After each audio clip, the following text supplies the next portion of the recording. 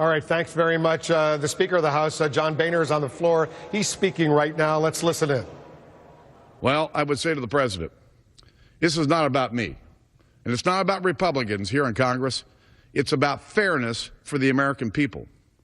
Why don't we make sure that every American is treated just like we are? But no, under the law, in some decision, there's this idea that we're going to get some exemption. No. We're not going to get an exemption. So the bill before us is very simple. It funds the government, and it says let's treat our constituents fairly. No more mandate for the next year that you have to buy insurance that you can't afford. No more mandate that members of Congress get some so-called exemption. Those are the only two issues here. All the Senate has to do is say yes, and the government's funded tomorrow. Let's listen to our constituents, and let's treat them the way we would want to be treated. I yield back. Time of the gentleman has expired. Well, no breakthrough there. This is clearly setting the stage for, at midnight, only a few hours from now, a government shutdown, since the President has made it clear, the Democrats in the Senate have made it clear, they are not going to accept these two conditions that the Speaker has just put forward. We'll go back to the Senate, presumably come back to the House one more time. This could be, as Representative Peter King, we just heard, could be going all night back and forth, sort of volleyball or ping pong diplomacy. Let's bring in another member of Speaker Boehner's conference right now. The GOP Congressman John Culberson of Texas is joining us. Is that what we expect, Congressman, all night, the House to pass legislation that you know is not going to be accepted in the Senate? The Senate sends it back, and the government will shut down after midnight or shortly thereafter. Is that what the American people can expect tonight?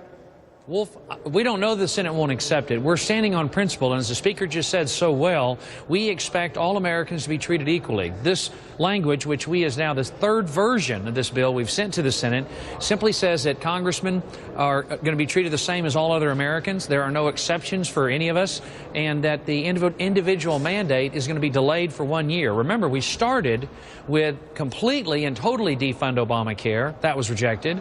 And then we offered a second compromise, which was to delay it for a year, and didn't even bring it up. I mean, Harry Reid did the gutless choice and tabled it without even a vote.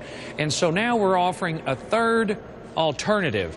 Now, in the democratic process, it's fundamental. You have to talk. You have to compromise. The president will talk to the dictator in Tehran, but not to House Republicans. I represent 700,000 Texans who don't want any part of Obamacare, and frankly, voting to just stop the individual mandate for a year, we want to get rid of all of it. So we're trying to compromise. You heard the President, you heard Harry Reid, you heard the Democrats in the Senate say they're not going to accept any delay in implementing what's called the individual mandate that will force individuals to go out there and purchase health insurance when they can afford it. They're not going to budge on this. So here's the question, Congressman, assuming they don't budge, let's just assume they don't budge, will you allow the government to shut down at midnight?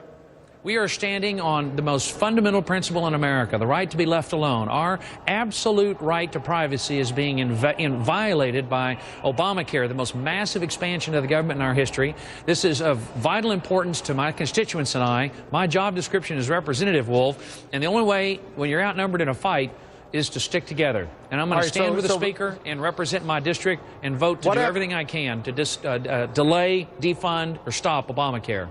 Well, what happens if it goes back and forth another time or another two times? It's 3 o'clock in the morning, 4 o'clock in the morning. Hold on a second, 5 o'clock in the morning. And Peter King and the more moderate Republicans say enough is enough, and 20 or 30 of them decide to join with the Democrats and at least keep the government funded for a few more weeks. I assume you'll vote against it as a matter of principle, but you see where this potentially could be going.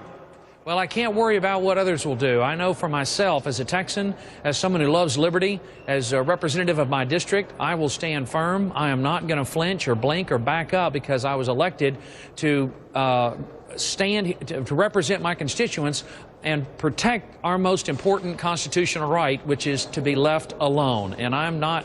I don't know what others are doing, Wolf, but I'm not blinking or flinching. Okay, Congressman Culberson of Texas, thanks very much for joining us. Thank you.